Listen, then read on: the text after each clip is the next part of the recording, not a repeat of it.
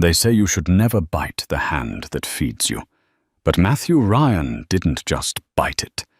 He tried to sever it completely.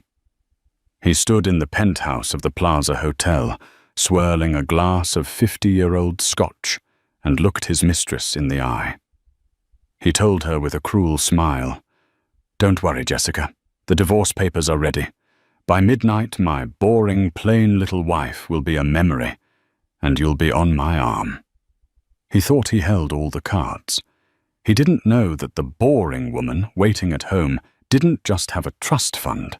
She carried a bloodline that could dismantle his entire empire with a single phone call.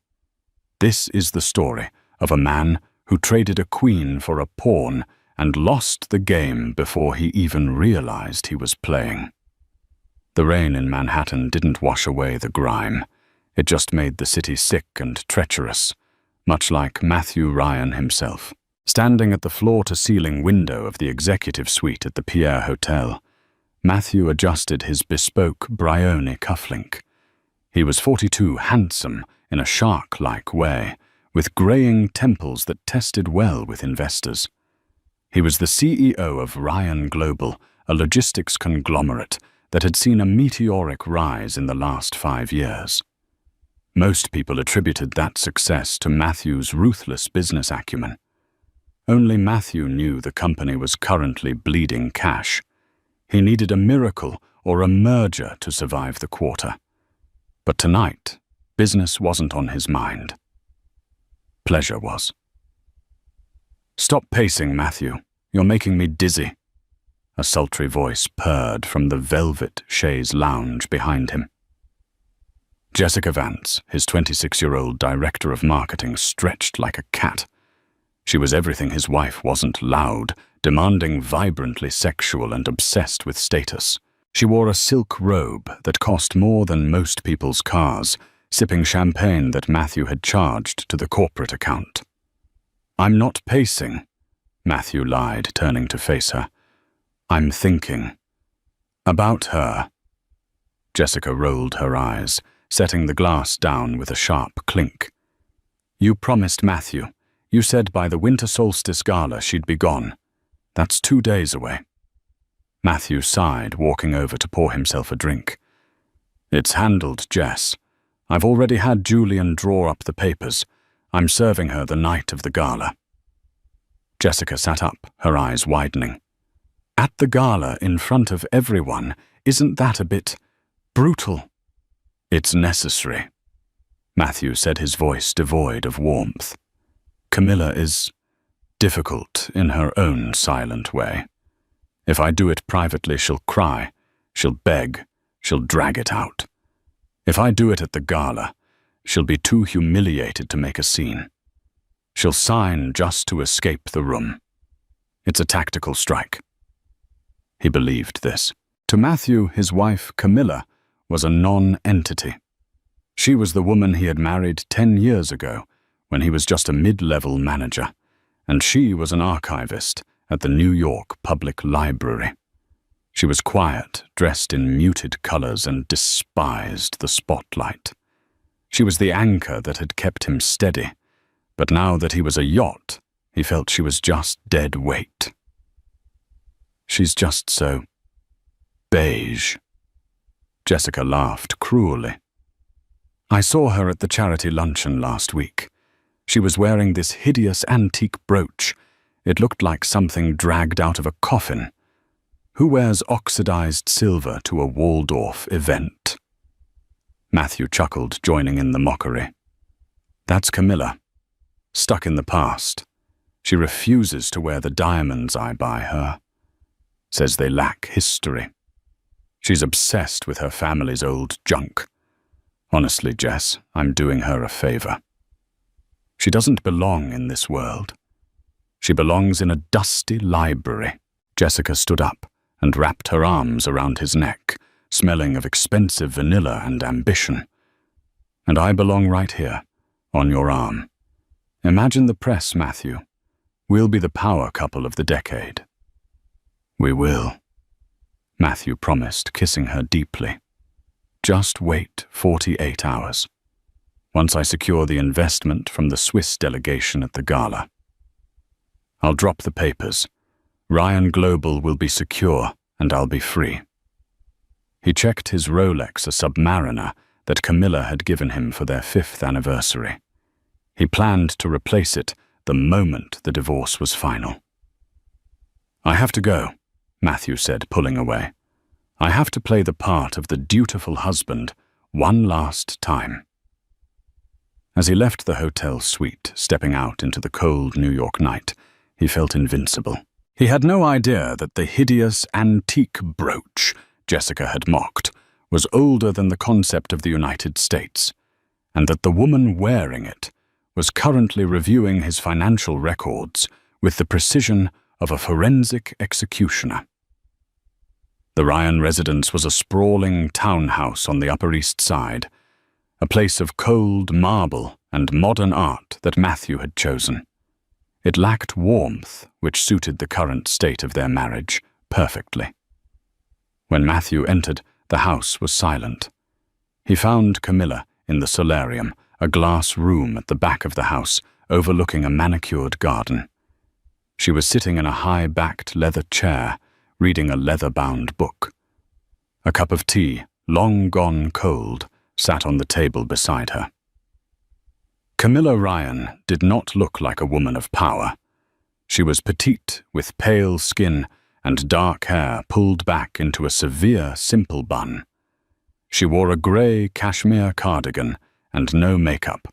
When she looked up at Matthew, her eyes, a striking, unusual shade of violet blue, were unreadable. "You're late," she said softly. It wasn't an accusation, merely an observation. Board meeting ran long. Matthew lied effortlessly, loosening his tie. Crisis management with the logistics team in Hamburg. Camilla closed her book gently. Matthew noticed the title embossed in gold leaf, The Treaty of Westphalia and the Sovereign Debt of Nations. Light reading, he scoffed internally. "Did you eat?" she asked. "I grabbed something at the office," he said, walking past her to the liquor cabinet. He didn't want to look at her. Her calmness always unnerved him. He preferred Jessica's fire. He understood fire. He didn't understand the deep, still ocean that was Camilla. "Are you ready for the gala on Saturday?" "I suppose," Camilla said, her fingers tracing the cover of her book. "Matthew, are we okay?" The question made him pause. He poured a drink to hide his smirk. "We are about to be over," he thought. "We're fine, Camilla. Why do you ask? You've been distant," she said, her voice steady. "And there have been withdrawals, large ones, from the joint operating account." Matthew froze. He spun around, anger flaring. "I told you I'm expanding the fleet. I need liquidity. Don't start acting like an accountant, Camilla. You're a librarian." "I was an archivist," she corrected him gently. "And I just worry. Ryan Global's debt-to-equity ratio is becoming precarious. If the Swiss deal doesn't go through, the Swiss deal is a lock." Matthew snapped his voice, echoing off the glass walls. "God, can you just support me for once, instead of analyzing everything to death? This is why I can't bring you anywhere. You suck the energy out of the room." He expected her to flinch. She usually did. But tonight, Camilla didn't flinch.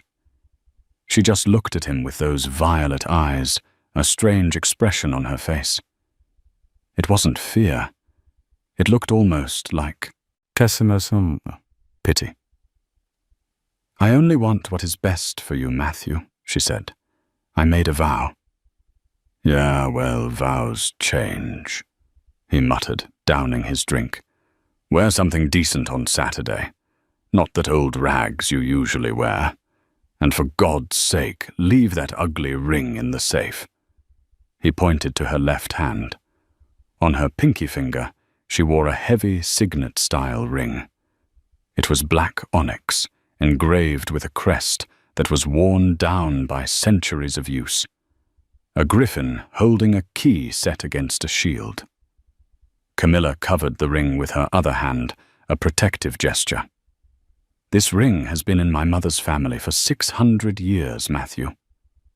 "It looks like a prize from a Cracker Jack box," he sneered. "Buy a diamond. Look like a CEO's wife, not a widow." He stormed out of the room, heading upstairs to the master bedroom he rarely slept in anymore. Camilla sat alone in the silence. She looked down at the ring. She twisted it once, then twice. 600 years, she whispered to the empty room. "And we have survived wars, plagues, and revolutions. I suppose we can survive a narcissist." She picked up her phone and dialed a number. It was an international call. "Ja," a deep voice answered instantly. "Heinrich," Camilla said, her voice shifting from the soft American accent to a crisp, commanding high German. "The audit is complete. Prepare the delegation. He plans to move on Saturday."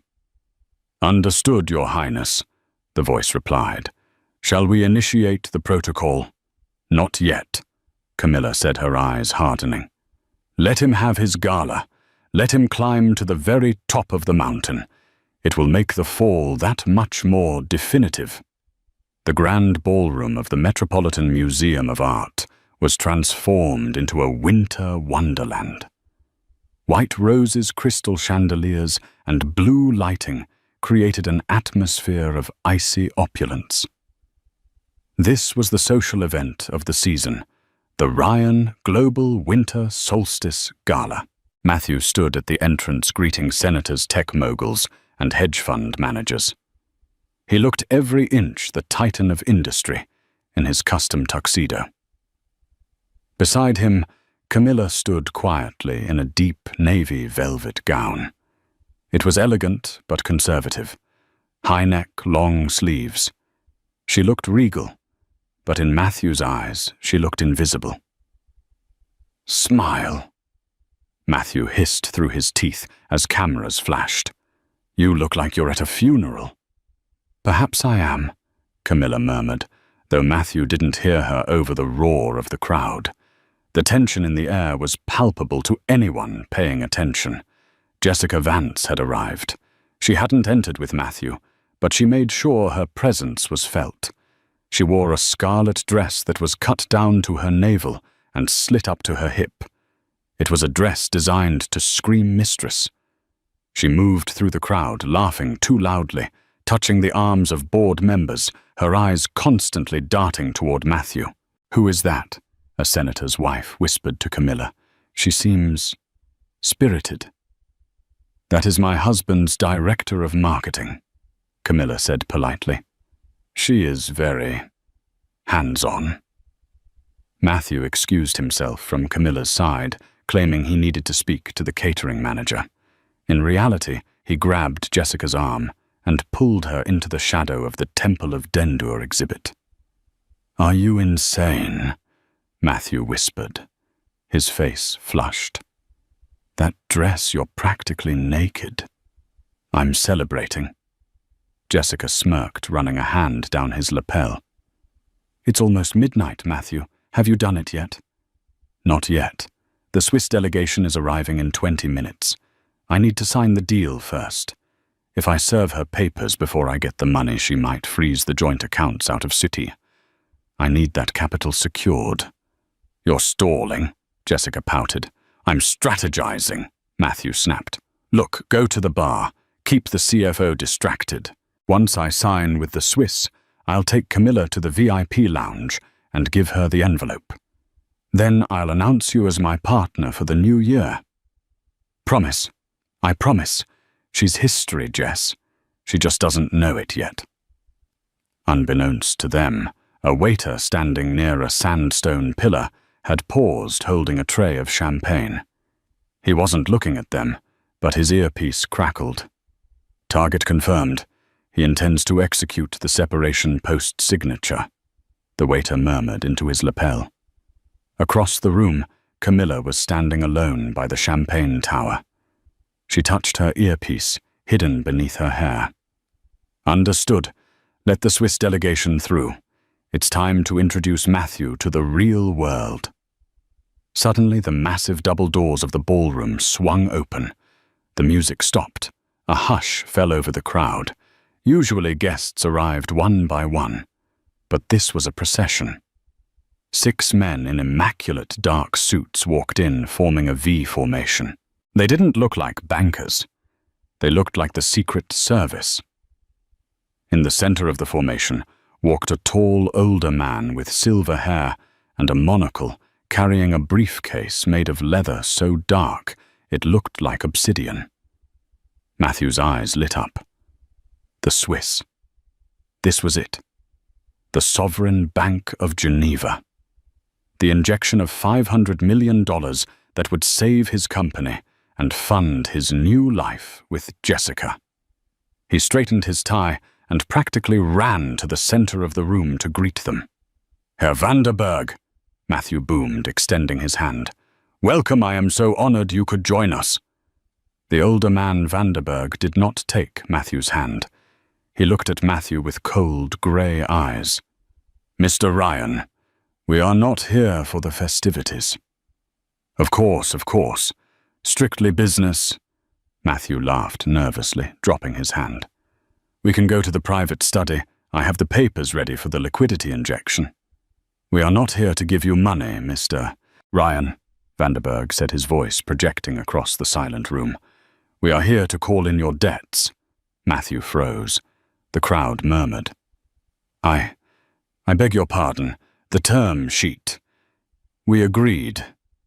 "The term sheet was contingent on the stability of your primary guarantor," Vanderberg said. He stepped aside. Behind him, walking slowly through the parted crowd, came Camilla. She wasn't looking at the floor anymore. Her head was high. She walked with a fluid, predatory grace that Matthew had never seen before. As she approached the group, the 6 bodyguards, men who looked like they could kill with a pencil, bowed their heads in perfect unison. Snap, snap, snap. The heels of Camilla's shoes clicked on the marble floor, echoing like gunshots. "Camilla," Matthew stammered, confused. "What are you doing?" "Go back to the table. This is business." Camilla stopped 3 feet from him. She looked at Vanderberg. "Is the ledger prepared, Heinrich?" she asked. "Ja, Your Highness," Vanderberg replied, opening the obsidian briefcase. "Your—" "What?"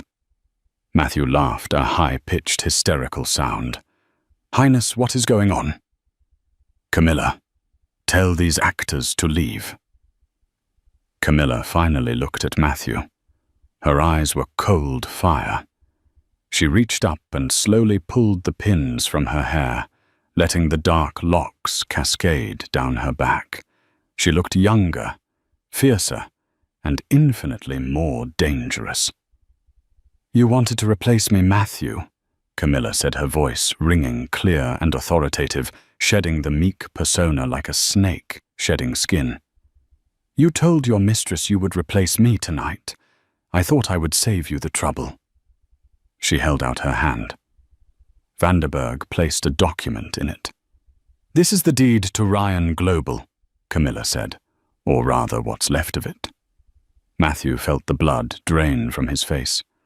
Jessica, watching from the sidelines, dropped her champagne glass. It shattered, but no one looked. All eyes were on the plain wife, who had suddenly become the center of gravity. The sound of Jessica's shattered champagne flute seemed to hang in the air for an eternity, a sharp punctuation mark in a sentence that Matthew couldn't bear to read. For 10 seconds, no one moved. The tuxedoed waiters, the billionaire investors, the socialites in their silk gowns. They were all frozen tableaus of shock. The only thing moving was the color draining from Matthew Ryan's face. He looked from the document in his wife's hand to the stoic face of Heinrich Vanderberg, and finally to Camilla. He tried to laugh again, but it came out as a wet, ragged cough. This is absurd." Matthew stammered, though his voice lacked its usual baritone command. He looked around the room, seeking an ally, seeking eye contact with anyone who would share in his incredulity. But the crowd was like a pack of wolves sensing a wounded animal. They were silent, watching, waiting for the blood. "Camilla, you've hired actors, is that it? Is this some sort of twisted revenge for the arguments we've been having?" He took a step toward her, reaching for her arm, a gesture of dominance he had used 1,000 times before. "Come on, you're making a scene. We're going home." Before his fingers could graze the velvet of her sleeve, a hand made of iron clamped onto his wrist. One of the bodyguards, a man with a scar running through his eyebrow, had moved with a speed that blurred the eye. He didn't twist Matthew's arm. He simply held it, immobile, like a vice. Matthew pulled, but he was anchored. "Release him, Kyle," Camilla said softly. The bodyguard released Matthew instantly, stepping back into formation. Matthew rubbed his wrist, staring at the man in horror. This wasn't an actor. Actors didn't have grip strength that could crush bone. "You want to go home, Matthew?" Camilla asked, her voice low, carrying across the room without the need for a microphone. "Which home?" "The townhouse on 64th Street.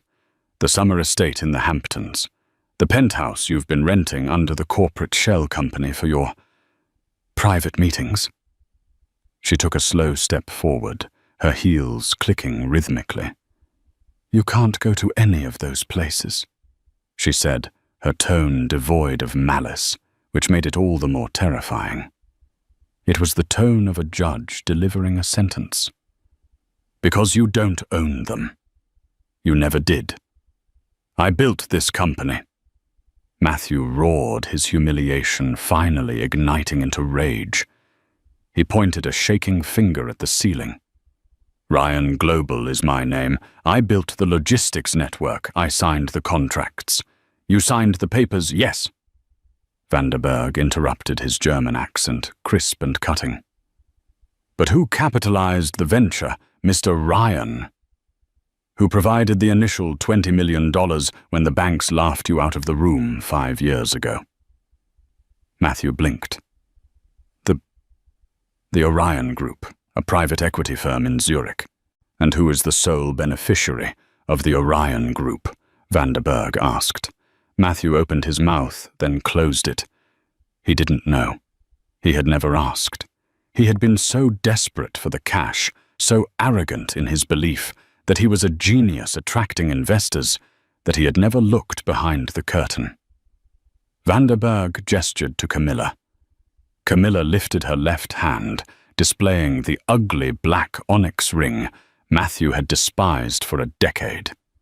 She held it up to the light. "Look closely, Matthew," she said. Matthew squinted. He had seen the ring 1,000 times, dismissing it as junk. But now, under the intense lights of the museum chandeliers, he saw the details he had ignored.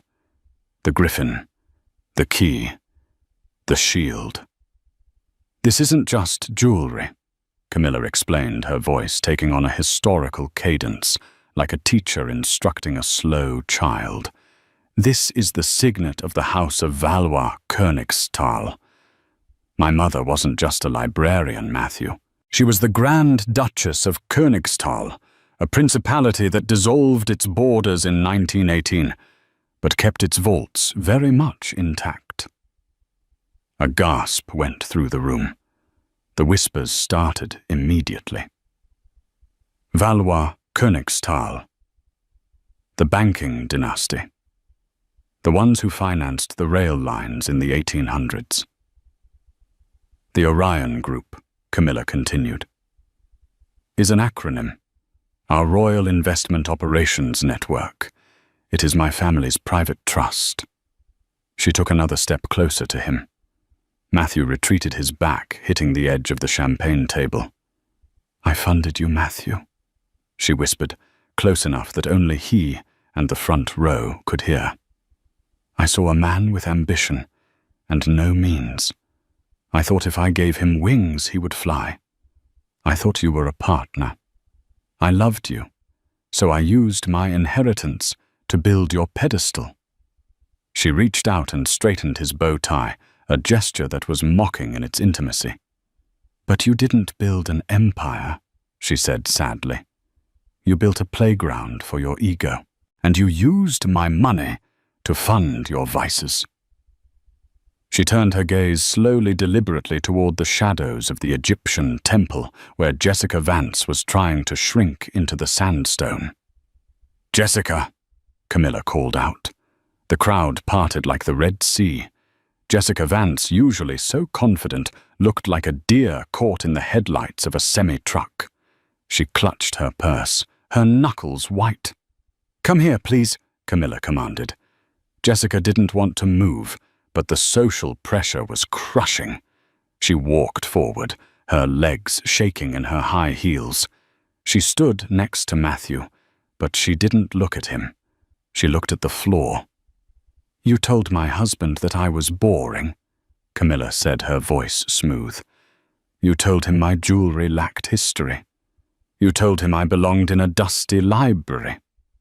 Camilla reached into her clutch and pulled out a folded piece of velvet. She unfolded it to reveal a stunning heavy necklace made of diamonds and sapphire stones, so large they looked fake. But the fire within them proved their authenticity. "This is the Königsthal sapphire," Camilla said. "It was worn by my great-grandmother at the coronation of Queen Victoria. It has more history in a single facet than your entire lineage." She didn't put it on. She just placed it on the table next to Matthew, dismissing it as if it were a trinket. "You wanted to replace me," Camilla said to Jessica. "You wanted the lifestyle, the penthouse, the corporate card." Camilla turned back to Vanderberg. "Heinrich, what is the current status of the Ryan Global Operating Account?" Vanderberg opened a folder. "As of 9:00 a.m. this morning, per your instruction as the primary lien holder, we have exercised the bad actor clause in the lending agreement." "Which means," Camilla asked, "which means all assets have been frozen," Vanderberg announced to the room. "The corporate accounts are locked. The company credit cards have been deactivated. The lease on the penthouse at the plaza has been terminated effective immediately."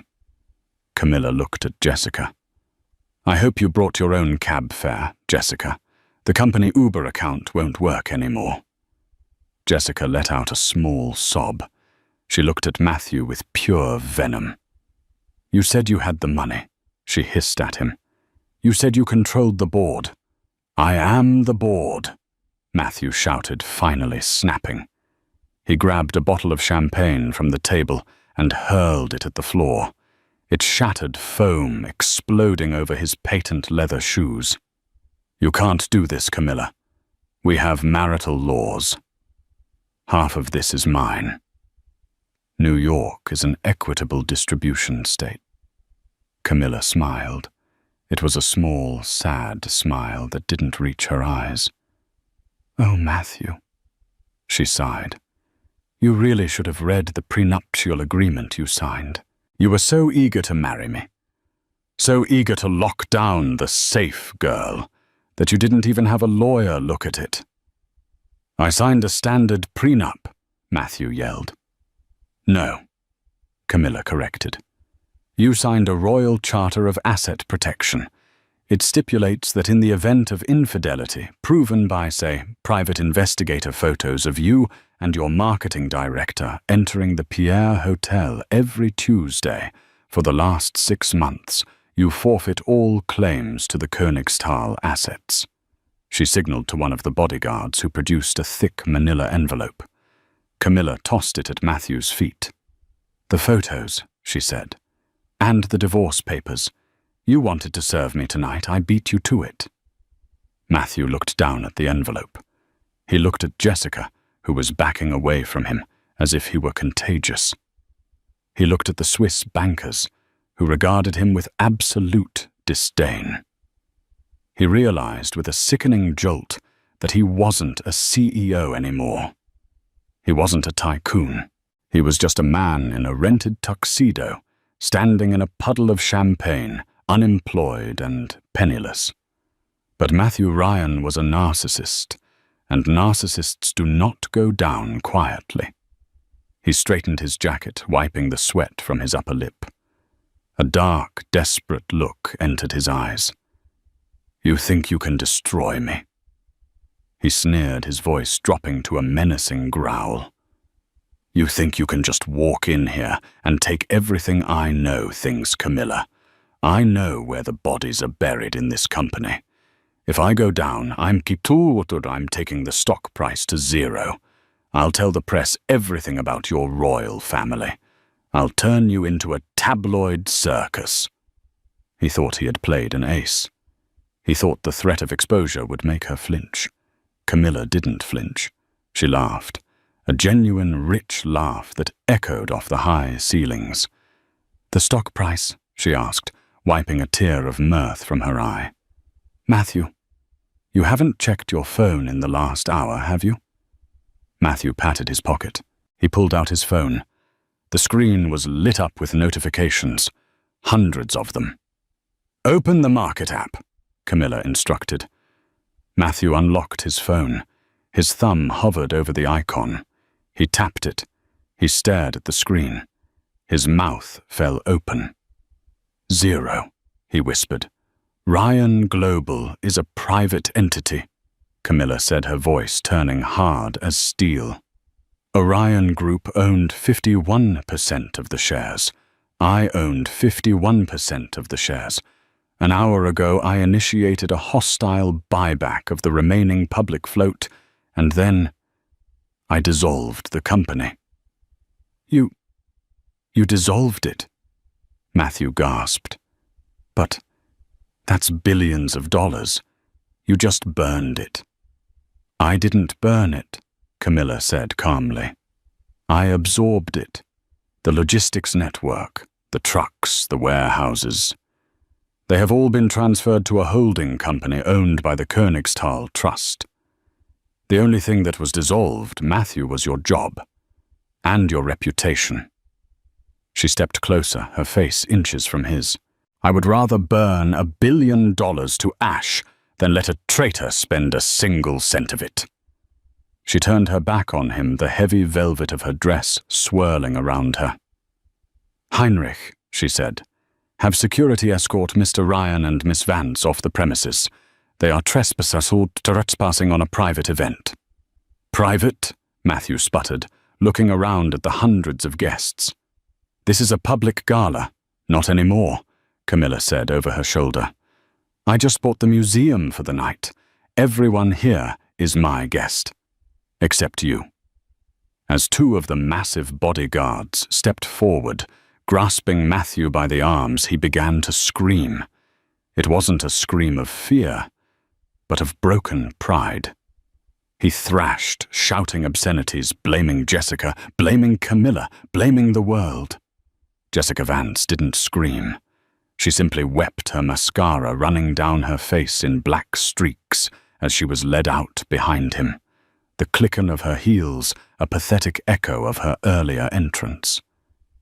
Camilla watched them go. The doors slammed shut, cutting off Matthew's screams. The room was silent again. Camilla stood alone in the center of the ballroom. She looked at the crowd, at the people who had ignored her for years, the people who had laughed at her outdated clothes and her quiet demeanor. She raised her chin. "Please," she said, her voice gracious and warm, the perfect hostess once more. "Do not let this unpleasantness ruin the evening. The bar is open, and I believe the orchestra knows a waltz." She signaled the conductor.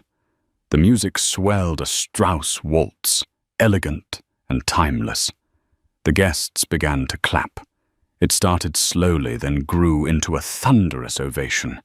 They weren't clapping for the drama. They were clapping for the queen.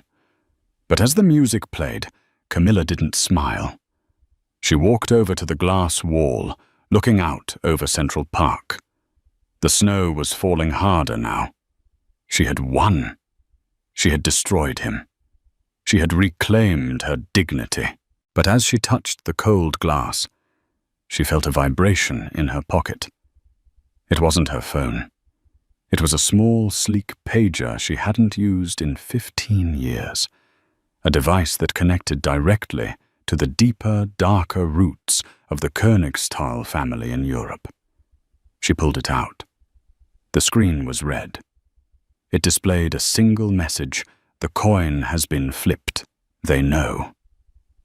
Camilla's blood ran cold. The public dismantling of Matthew had been necessary, but it had been loud. Too loud. In revealing her identity to crush her husband, she had sent a flare up into the night sky. And something in the darkness had seen it.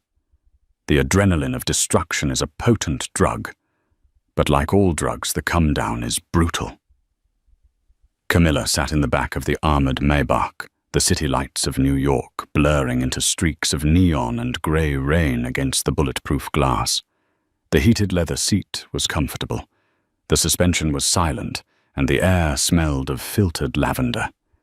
It was a cocoon of wealth, but Camilla was shivering. She held the red pager in her hand, her thumb tracing the screen where the words, "The coin has been flipped," still glowed in ominous crimson pixels. It was old technology analog, untraceable, a relic from a time before smartphones and GPS. A relic from the time when her father was hunted across Europe. "Heinrich," she whispered. Her voice, usually so steady, trembled just enough to be audible in the quiet cabin. "I saw it, Your Highness," Heinrich replied from the front passenger seat. He didn't turn around. He was watching the side mirrors, his eyes scanning every headlight that trailed them on Fifth Avenue. "We are not going back to the townhouse."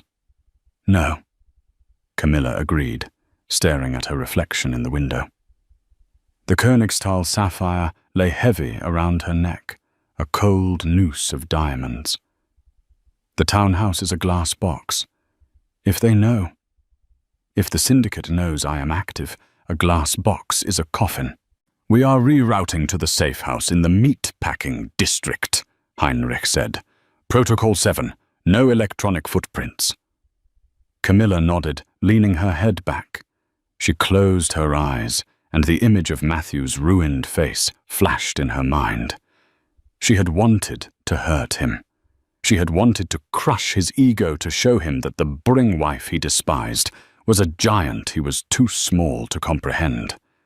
But in her rage, she had been reckless. For 10 years, Camilla had been Camilla Ryan, a librarian, a nobody. That anonymity was her armor.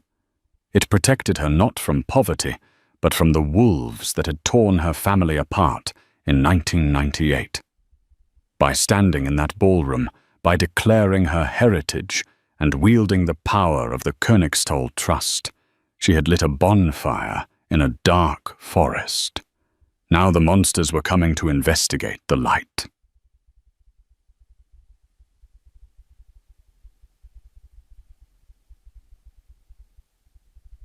The descent of Matthew, miles away in a grime-streaked alley behind a dive bar in Hell's Kitchen.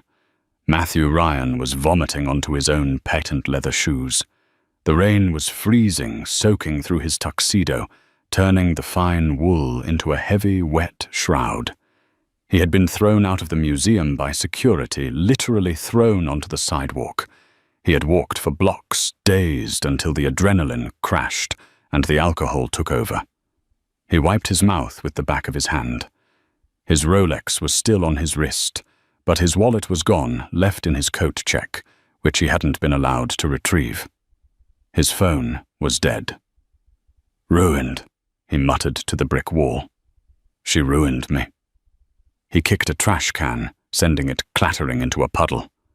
"That bitch! That lying, manipulative, quiet little witch!" He wasn't thinking about the years of emotional neglect he had inflicted on her. He wasn't thinking about Jessica, who had abandoned him the moment the security guards grabbed him, hopping into a taxi without a backward glance. He was thinking only of his own fall. He was a victim in his own mind. "Rough night, mate." The voice was smooth-accented and out of place in the dirty alley. Matthew spun around, swaying slightly. Standing at the mouth of the alley, silhouetted against the streetlights, was a figure holding a black umbrella. "Piss off," Matthew slurred. "I don't have any money." "I know," the man said. He stepped forward. He was dressed in a long charcoal trench coat. He was handsome, but in a sharp, geometric way. High cheekbones, pale eyes, and a mouth that looked like it had never smiled. I saw the news. The live streams from the gala are trending globally. The fall of the Ryan. Very dramatic. Matthew bristled. "You want an autograph? Get lost." "I don't want an autograph," the stranger said, closing the umbrella as he stepped under the shelter of the fire escape. "I want to offer you a job." Matthew laughed, a bitter barking sound. "A job? Who are you?" "A recruiter for Uber. I used to run a logistics empire." "Used to," the man corrected gently. "Now you are a man with a very specific set of grievances and intimate knowledge of a woman named Camilla." The mention of her name sobered Matthew instantly. He narrowed his eyes. "You know Camilla." "I know who she was," the man said, "and I know who she is trying to be. My employers, let's call them interested parties, from the old world, have been looking for the heir to the Königstal key for a very long time. We thought the line died out. We thought the fire in '98 finished the job. But tonight, she stepped out of the ashes." The stranger reached into his coat and pulled out a silver cigarette case. He offered one to Matthew. "My name is Julian Vesper," the man said, "and I represent the people your wife has been hiding from." Matthew hesitated, then took the cigarette. Vesper lit it with a gold lighter. "Why are you talking to me?" Matthew asked, inhaling the smoke. It tasted offensive. "Because Mr. Ryan—" Vesper smiled, and it was a terrifying expression. "You are the only person alive who has lived in her house for 10 years. You know her habits. You know her weaknesses. You know where she goes when she is scared." "She's not scared of anything," Matthew spat. "She just dissolved $1 billion company like it was nothing." "Oh, she is scared," Vesper corrected. "Why do you think she pretended to be a nobody for a decade?" "She is terrified, and she should be." Vesper stepped closer, his voice dropping to a whisper. "Help us find her, Matthew. Help us retrieve what she stole from our families 70 years ago. And in return, we will give you back your life, the company, the money, the reputation. We will make you a king if you help us catch the queen." Matthew looked at the cigarette, burning in his hand. He thought of Camilla's cold face as she humiliated him. He thought of the laughter of the crowd. "What do I have to do?" Matthew asked. The safe house. The safe house was not what one would expect. It wasn't a bunker. It was a loft in an old meat-packing warehouse on the west side, accessible only by a freight elevator that required a retinal scan and a physical key to operate. Camilla sat on a velvet sofa in the center of the dark industrial space. The walls were exposed brick covered in tapestries that looked medieval. The windows were shuttered with steel plates. Heinrich was pacing, speaking rapidly into a secure satellite phone in German. Camilla had removed the sapphire necklace. It sat on the coffee table, glittering in the dim light of a single floor lamp. She poured herself a glass of brandy, her hands finally shaking uncontrollably. "They found the signal," Heinrich said, ending the call and turning to her. The pager activation triangulated to the gala. We have to assume the syndicate has eyes in New York. They always have eyes in New York, Heinrich. Camilla sighed. Who is the operative? Intel suggests Julian Vesper is in the city, Heinrich said grimly. Camilla's glass paused halfway to her lips. Vesper, the hound. The very same. Camilla closed her eyes. Julian Vesper was a legend in the black market circles of Europe. He was a recovery agent for the fallen aristocracies, the families that had lost their power but kept their greed. He didn't just find people, he dismantled them. He will come for the ring, Camilla said softly, looking at her hand. The signet ring contains the access codes to the Swiss vaults. That's all they ever wanted. We should move the assets, Heinrich suggested. Transfer the funds to the Caymans, dissolve the trust. No. Camilla snapped her eyes opening. The fear was there, but the steel was returning. That is what my father did. He ran. He hid money. And they killed him for it. I spent 10 years hiding Heinrich. I spent 10 years washing Matthew's socks and listening to him belittle me just to stay invisible. I am done hiding. She stood up, the brandy sloshing in her glass. I made a mistake tonight, she admitted. I let my pride dictate my actions. I exposed us. But now that the mask is off, I will not put it back on. What are you proposing, Your Highness? If Vesper is here, he will try to find leverage, Camilla reasoned. He can't just storm a fortress. He needs a way in. He needs a key. She walked over to the window, peering through a slit in the steel shutters. He will go for Matthew, she said with sudden certainty. Heinrich frowned. Mr. Ryan. He is useless. You stripped him of everything. He is a drunkard and a fool. Exactly. Camilla turned her expression dark. He is a desperate, angry fool who knows my face, knows my voice, and knows the layout of this city. And he hates me. Vesper loves men like Matthew. He feeds on them. If Vesper turns Matthew, Heinrich trailed off. Then Matthew becomes a weapon, Camilla finished. He knows about the summer house in Newport. He knows about the safe deposit box at Chase. He knows enough to lead them to the breadcrumbs. Camilla set the glass down with a hard clink. We need to get to Matthew before Vesper digs his claws in too deep, she commanded. Or, if he already has, we need to neutralize the threat. Heinrich stiffened. Neutralize, ma'am. You are speaking of your husband. Ex-husband, Camilla corrected. And I am not speaking of murder, Heinrich. I am speaking of leverage. We need to find him, now. I will activate the tracking on his car, Heinrich said. His car is impounded, Camilla said. Track his watch. Heinrich looked confused. His watch, the Rolex. I gave him that Submariner for our 5th anniversary, Camilla said, a ghost of a smile touching her lips. Did you really think I would give a man like Matthew a gift without an insurance policy? There is a passive GPS chip in the bezel. I wanted to know if he was cheating. Now I just want to know if he is betraying me to an executioner.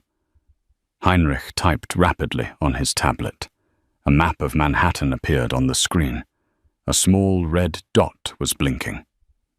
He is in Hell's Kitchen, Heinrich said, moving north, slowly. He is in a vehicle. Camilla walked over and looked at the screen. The dot was moving toward the Upper West Side, toward the location of the one safe house her father had built in the 1980s, the one place Matthew knew about because she had foolishly taken him there, once calling it an uncle's apartment. He's not going home. Camilla realized, her blood running cold. He's leading them to the archive. The archive? Heinrich paled. The physical ledgers are there.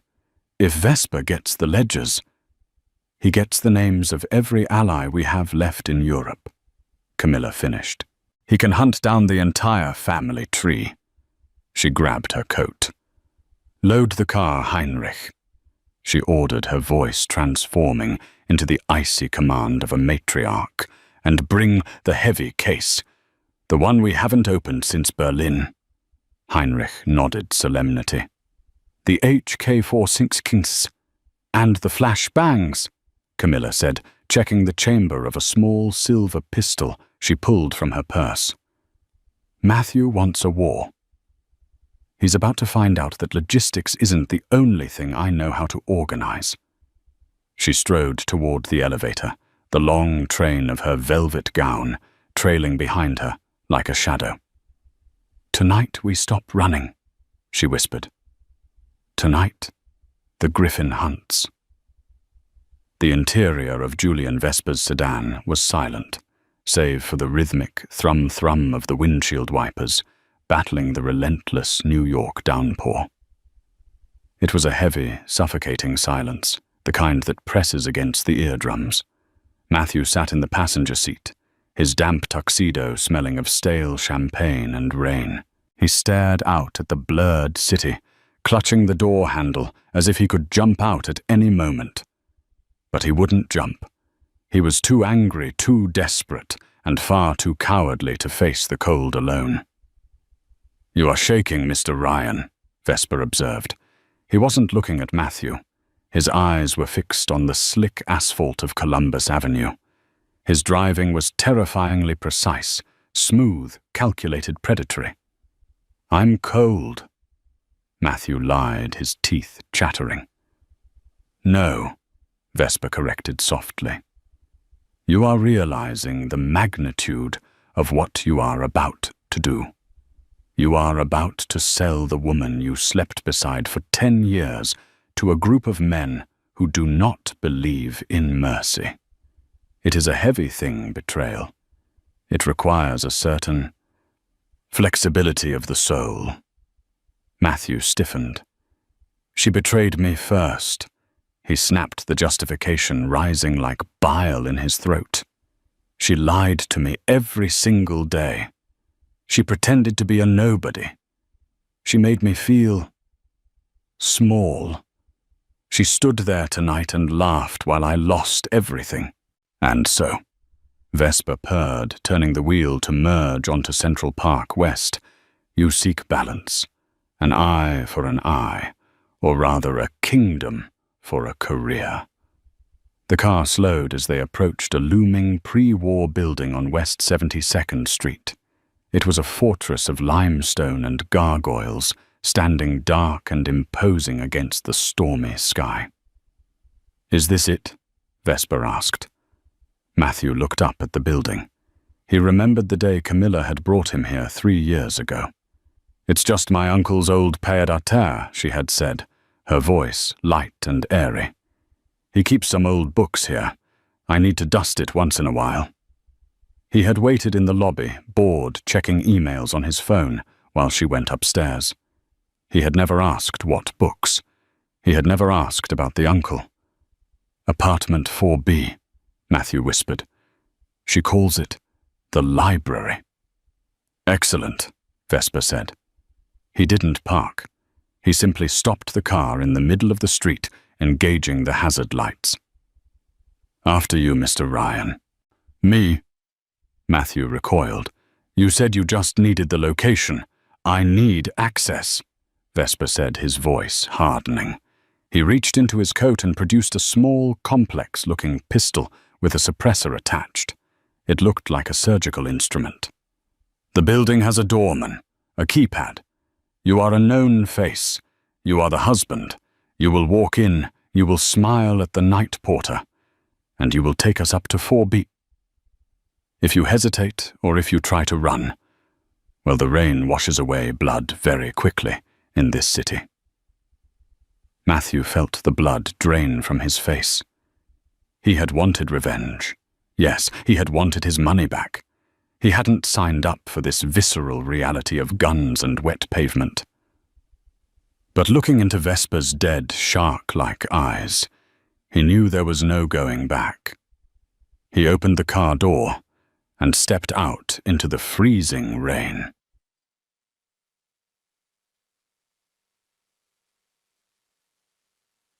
Three blocks south, the armored Maybach tore through a red light, the engine roaring like a trapped beast.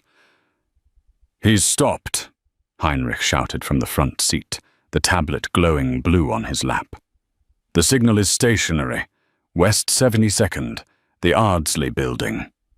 Camilla sat in the back, her hands moving with practiced efficiency. She had stripped off the velvet gloves of the gala.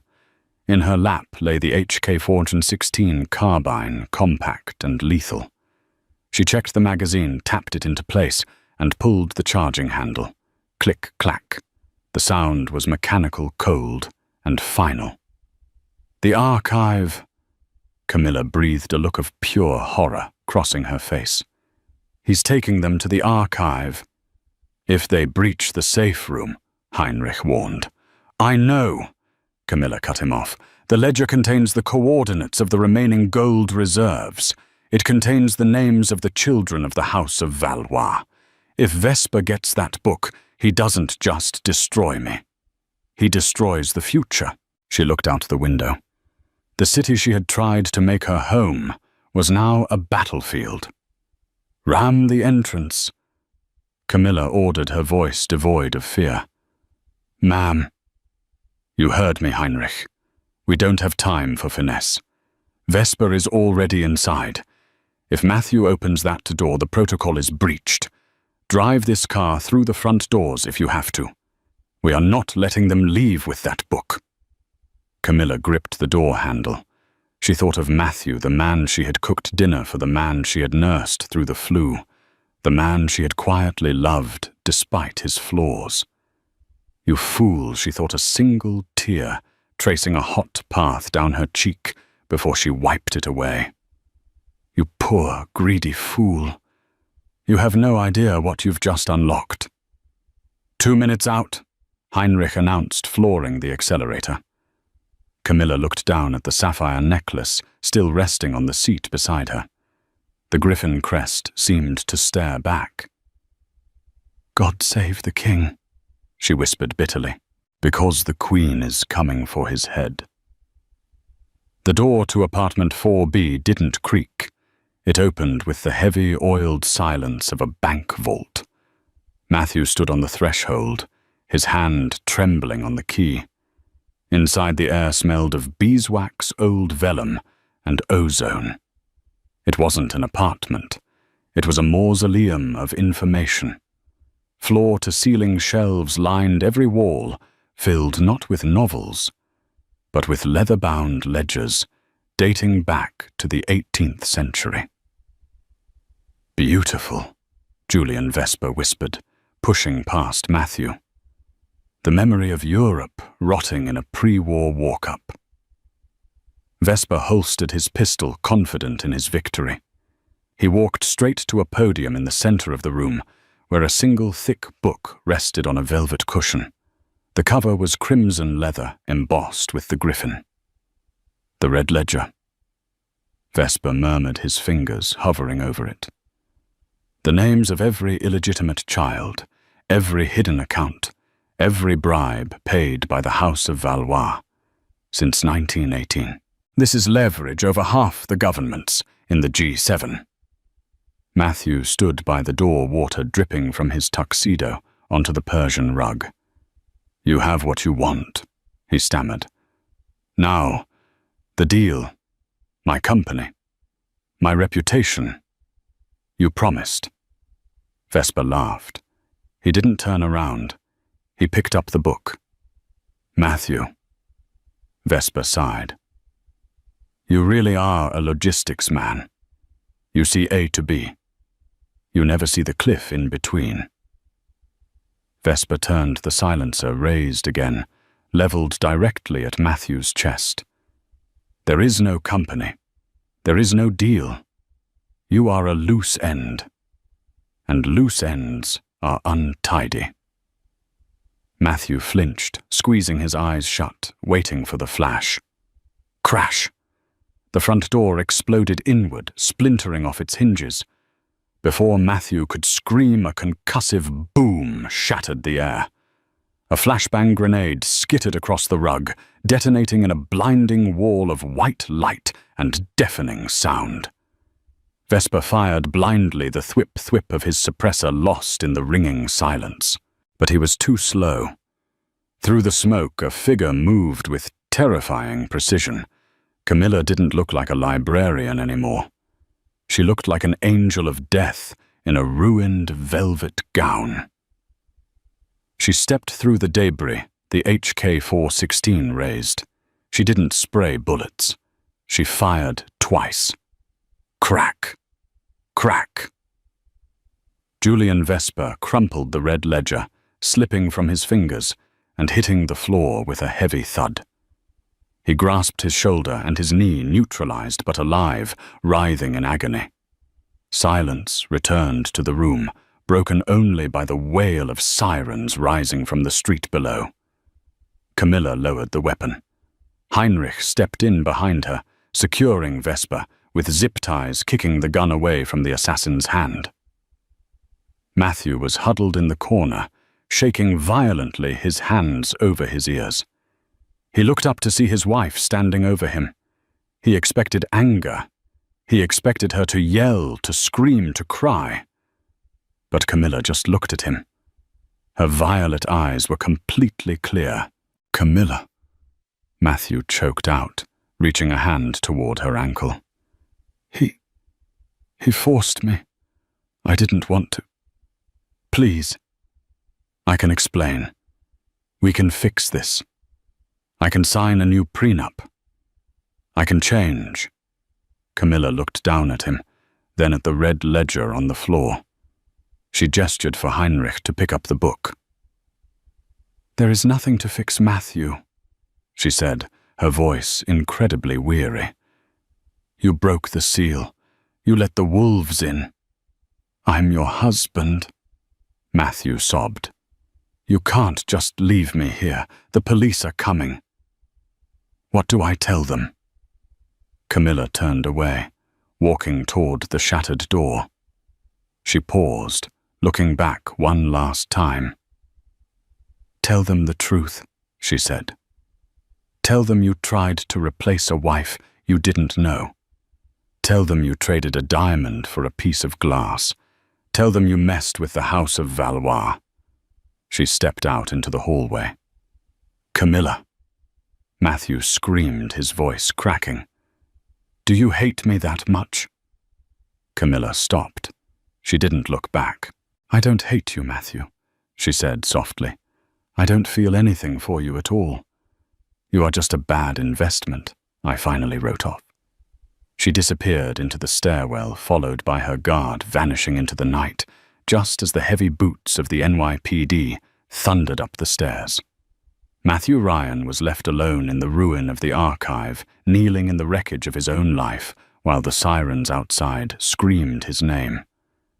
In the end, Matthew Ryan learned the hardest lesson of all true power isn't about the noise you make, but the silence you keep. He spent his life chasing status, never realizing he was sleeping next to a dynasty. He wanted a trophy, but he threw away a treasure. Camilla disappeared that night, retreating back into the shadows of Europe, leaving Matthew to face the consequences of his greed alone. It brings us back to the oldest rule of power. Be careful who you step on to get to the top, because they might just be the one holding the ladder. If you enjoyed this story of betrayal, royal secrets, and ultimate karma, please hit the like button. It really helps the channel grow. And if you want more stories about arrogant billionaires getting exactly what they deserve, subscribe and turn on notifications. I'm curious. Do you think Camilla was too harsh, or did Matthew deserve to lose everything? Let me know in the comments below. I'll see you in the next story.